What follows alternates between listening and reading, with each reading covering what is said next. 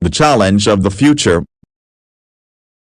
Whenever I interview someone for a job, I like to ask this question: what important truth do very few people agree with you on? This question sounds easy because it's straightforward. Actually, it's very hard to answer. It's intellectually difficult because the knowledge that everyone is taught in school is by definition agreed upon. And it's psychologically difficult because anyone trying to answer must say something she knows to be unpopular. Brilliant thinking is rare, but courage is an even shorter supply than genius. Most commonly, I hear answers like the following: our educational system is broken and urgently needs to be fixed. America is exceptional. There is no God. Those are bad answers. The first and the second statements might be true, but many people already agree with them. The third statement simply takes one side in a familiar debate. A good answer takes the following form: most people believe in X, but the truth is the opposite of X. I'll give my own answer later in this video. What does this contrarian question have to do with the future? In the most minimal sense, the future is simply the set of all moments yet to come. But what makes the future distinctive and important isn't that it hasn't happened yet, but rather that it will be a time when the world looks different from today.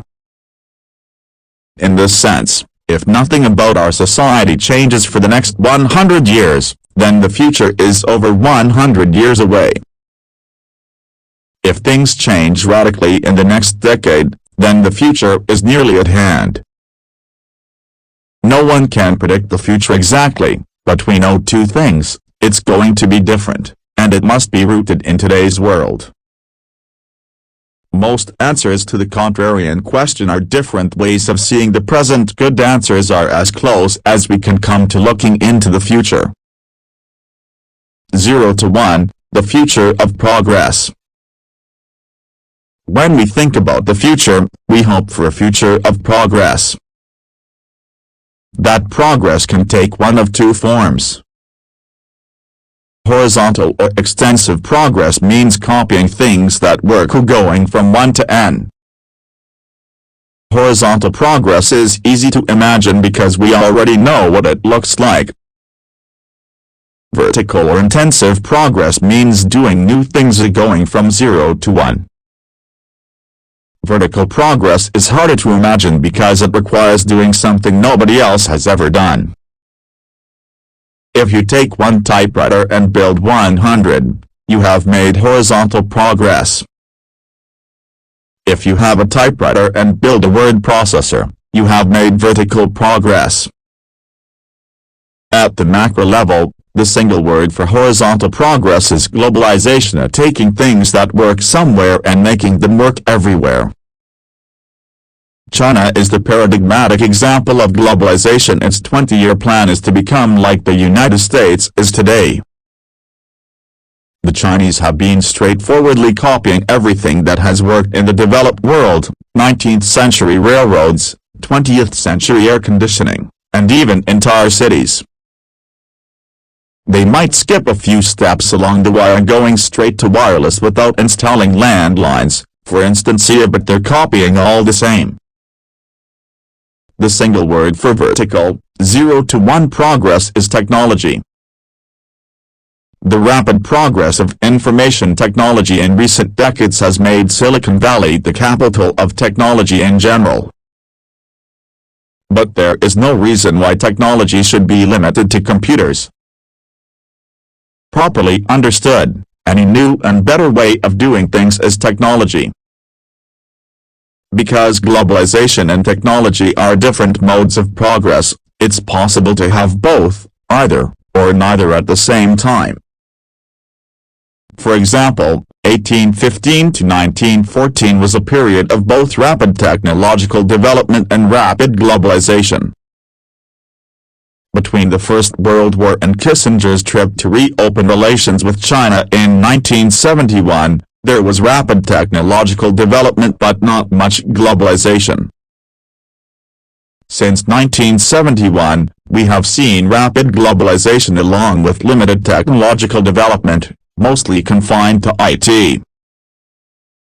This age of globalization has made it easy to imagine that the decades ahead will bring more convergence and more sameness. Even our everyday language suggests we believe in a kind of technological end of history. The division of the world into the so-called developed and developing nations implies that the developed world has already achieved the achievable, and that poorer nations just need to catch up. But I don't think that's true. My own answer to the contrarian question is that most people think the future of the world will be defined by globalization, but the truth is that technology matters more. Without technological change, if China doubles its energy production over the next 2 decades, it will also double its air pollution.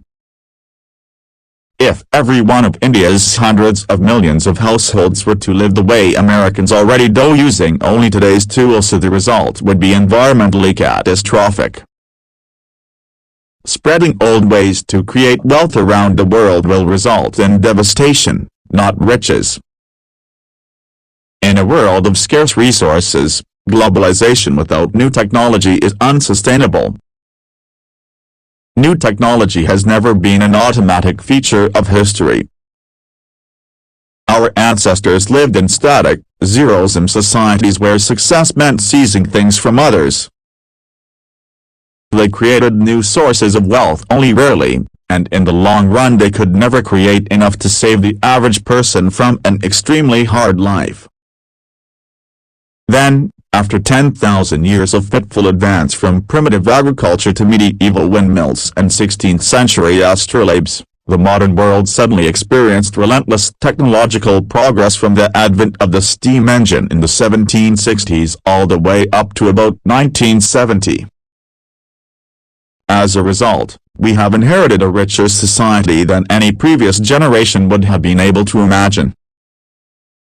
Any generation excepting our parents and grandparents, that is, in the late 1960s, they expected this progress to continue. They looked forward to a 4-day work week, energy too cheap to meter, and vacations on the moon. But it didn't happen. The smartphones that distract us from our surroundings also distract us from the fact that our surroundings are strangely old. Only computers and communications have improved dramatically since mid-century. That doesn't mean our parents were wrong to imagine a better future, or they were only wrong to expect it as something automatic. Today our challenge is to both imagine and create the new technologies that can make the 21st century more peaceful and prosperous than the 20th. AF. Startup thinking. New technology tends to come from new ventures, startups. From the founding fathers in politics to the Royal Society in science to Fairchild Semiconductor's traitorous 8 in business, small groups of people bound together by a sense of mission have changed the world for the better.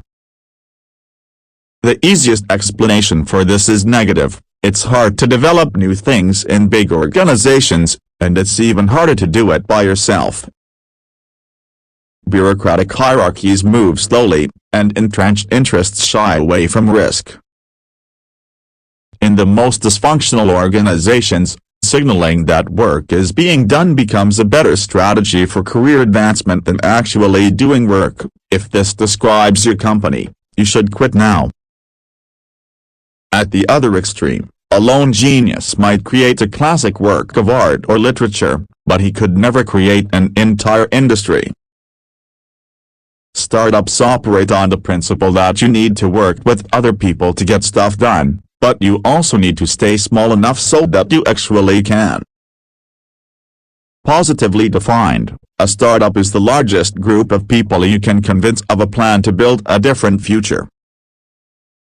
A new company's most important strength is new thinking, even more important than nimbleness. Small size affords space to think. This video is about the questions you must ask and answer to succeed in the business of doing new things. What follows is not a manual or a record of knowledge but an exercise in thinking. Because that is what a startup has to do: question received ideas and rethink business from scratch.